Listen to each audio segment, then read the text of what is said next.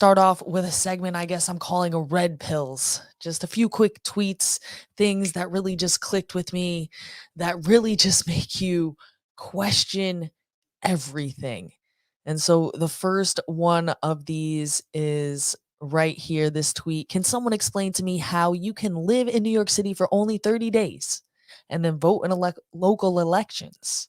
But if you don't change your party affiliation before February 14th, which was a little about 2 weeks, no, a week ago, about 4 months prior to the primary, you can't vote in the primary, right? So if you just move here, sure, go ahead, vote in the primary. But if you lived here and you just didn't change your party affiliation 4 months in advance before you were thinking about the election, too bad. It's like this is the type of thing that just really makes people question everything. And also, by the way, in New York City, if you did not know, in New York City, you can vote in local elections if you are an undocumented person. So, in the one hand, I understand why we want to be inclusive, right? People come here, we want to include them in the democratic process. Okay. But that also basically means anybody can walk in anywhere, say, I am an undocumented immigrant. This is my name. This is what I want to vote, da da da, and cast a vote. And then go to the next election place and do the same thing. Right? Oh, that's not nobody's going to do that. You're making things up. There's no evidence of fraud. I'm just saying, it's like leaving your front door open. Why are you going to do it? Lock the front door. So, just passing out those red pills and then bringing it back specifically to the vaccine stuff. We've got interesting things coming out of Europe. So this right here is a job posting from NHS, which is the National Health Services in Britain. And they are looking for caseworkers for vaccine damage payment teams. Right? An opportunity has arisen. Oh, yeah? I wonder where it's arisen from. An opportunity has arisen for multiple, not just one. We need multiple caseworkers posts within the Vaccine Damage Payment Team, part of our Primary Care Services Directorate. The Vaccine Damage Scheme Team. Vaccine Damage Scheme Team. It is a scheme, all right. Works on behalf of the Department of Health and Social Care to process claims for a one-off payment to people who have suffered severe disablement due to direct effects from qualifying vaccinations. I wonder which ones those are going to be. These roles on occasions will have support. Okay, da da da da. But you wouldn't need jobs for something that wasn't happening, right? So again, interesting things is coming from welt.de. This is a German website. It's saying vaccine side effects significantly more than previously known. And so it's being reported by an insurance company, I believe. So it says E4, the time being, the figures for side effects of COVID vaccines are available from a large German health insurance association. The management board of BKK Provita, Andreas Schofbeck, has had the data of millions of insured persons of the BKK group analyzed. The total number of side effects is therefore many times higher than those reported by the PEI, which I believe has the total data across Germany for the number of vaccine injuries. So they're saying within their insurance company, the side effects are multiple times higher than is publicly being reported. And so, of course, these figures need to be checked for plausibility, right? Does it make sense? Is there a reason maybe why people would be over-reporting? They're trying to take advantage of the insurance. It's possible, right? Maybe there aren't more vaccine injuries. Maybe it's just people taking advantage of the situation. But it's certainly a curious thing. I mean, given just before this, we talked about how they are adding caseworkers for vaccine injury. So if this is true, it would corroborate that previous post. And then this is a graph showing so we have the self-insured with vaccine side effects in the yellow. I'm sorry, percentage of insured with in the yellow. We have all side effects here. And then we have like the publicly acknowledged. So 0.3% are publicly acknowledged, and we have multiple times higher being actually reported on the insurance company side. So just in terms of things to wake people up, I hope that these are the kinds of things that people say, "Oh, maybe there was something to those questions that people had about side effects." Or, "Oh, maybe, maybe it isn't as safe and effective as they say." So, please pay attention to the headlines, look at what's going on, because if you extrapolate out this data that they're finding in Europe, what they're saying is, so they're saying they've had 400,000 consultations in this BKK insured group alone. So if you extrapolate that out in Germany, that's 3 million people, right? And I'm not exactly sure what the total German population is, but it's definitely smaller than the United States.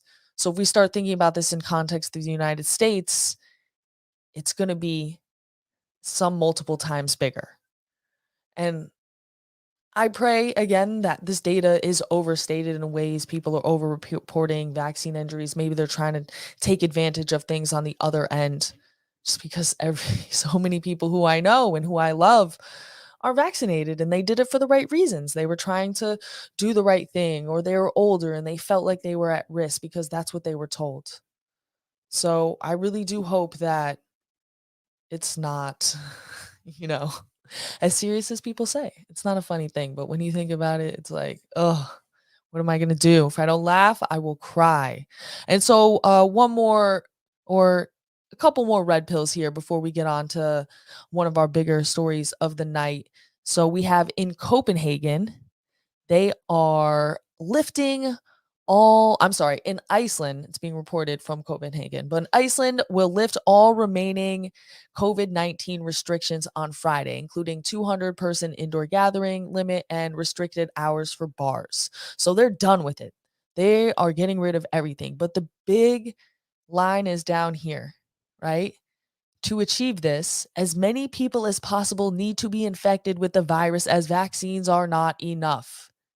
But of course, he had to put in his obligatory, even though they provide good protection against serious illness, right? So if you needed a bigger red pill than this, they're coming right out in Iceland and saying that herd immunity, they're going full blown herd immunity, which I believe is what Sweden, at least to the greatest extent of places that were seemingly be impacted by coronavirus, did, right? Sweden took like more of a huge herd immunity approach.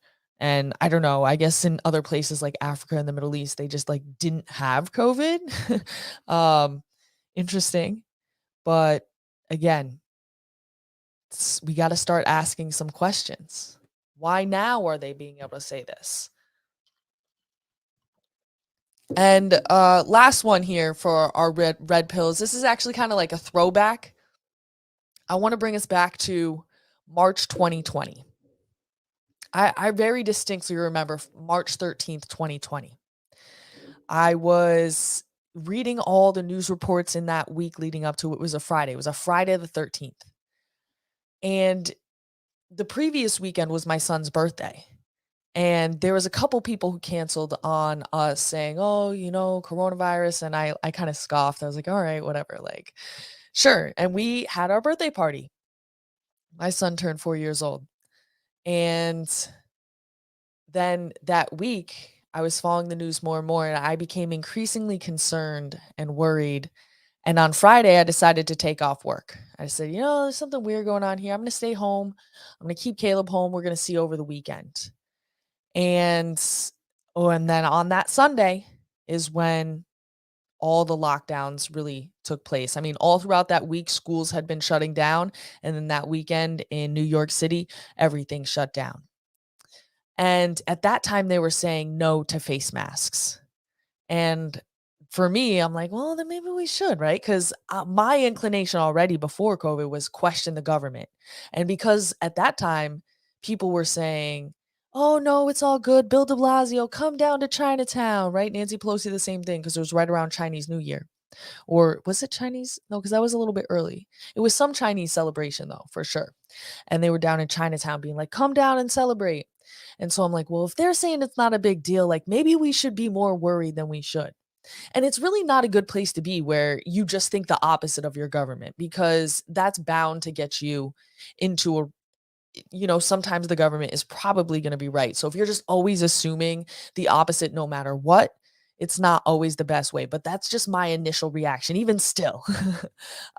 So I'm like, maybe we should wear the face mask. So in the beginning, I definitely remember wearing the face mask. My mom was making them and sewing them. Um, but here, I wanted to show you this article, March 13th. This is in the Independent, which is a British news source, but they were saying the same thing in the US. Face masks could increase risk of infection, right? The medical chief warned this. And I couldn't get the full article because it's behind a paywall, but this is what the first two sentences say. Members of the public could be putting themselves at more risk from contracting coronavirus by wearing face masks, one of England's most senior doctors warned. Jenny Harries, deputy chief medical officer, said the mask could actually trap the virus and cause the person wearing to breathe it in. So, you know, I don't know what the truth is. Did they really think this at the time? Or was it a cover because they just didn't have enough PPE? I don't know. Somebody probably does know. I don't know if we'll ever know as the public, but it's just these flip-flops like this that totally undermine their credibility. And then that brings us to today, seemingly a totally different issue, but it all comes together because we don't trust our government. Thanks for checking out this video. Make sure you've smashed that like button and leave me a comment down below. And while you're down there, make sure you're subscribed to the channel and hit that notification bell so you don't miss any of my videos, which you can watch more of by clicking here, or for even more, go to teachingliberty.org and join our community today. Liberty isn't free, and with your support, I can continue to expand and make more content